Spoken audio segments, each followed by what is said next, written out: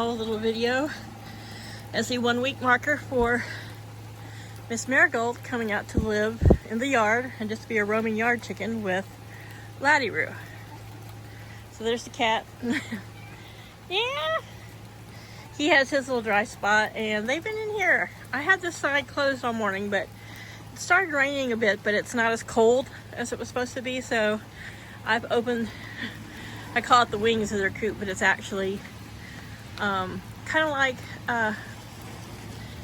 beach cabana or beach, windows where they have a, they have a wall that comes down and you can latch it closed. Well, so I opened it partially so they've got airflow, so they're not in like a dark little box, but I brought their food up and they've got water, and it is yellow, not from pee-pee.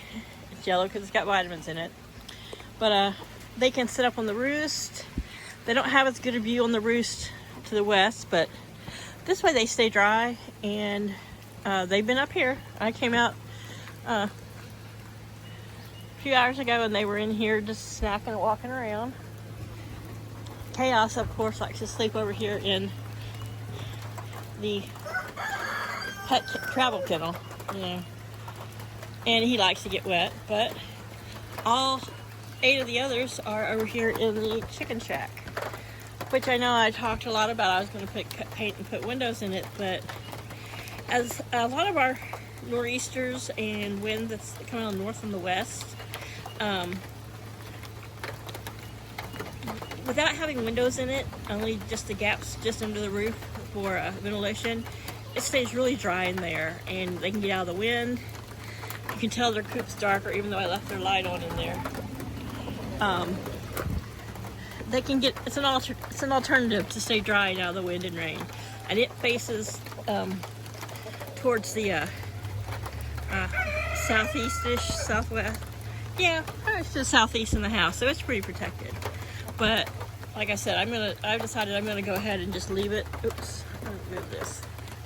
Leave it the way it is for the winter, because even in snowstorms or bad weather, they've got a little bit of a overhang, and they all like to get in it. Like to get in it and stay dry. They've been on their block. I've moved their feed inside here. I could put hang a small feeder in there, and I might eventually, just so if they wouldn't be out in the bad weather, they don't have to get back out in the weather to come to the coop to eat. But they're chickens, they'll always find something. We'll find bugs or whatever in there, but I may move that little the goat feeder that I use over here on the wall. Look at that now. I might move it, or just, I have several of these big rubber dishes. I might put some food down in there with them come winter. Now we're supposed to have a couple days of rain, but it's not super heavy rain. And once they run the 10 feet from that little coop over to the edge of this big coop, they're under their little roof here, so they're fine. But the boys have been taking turns crowing.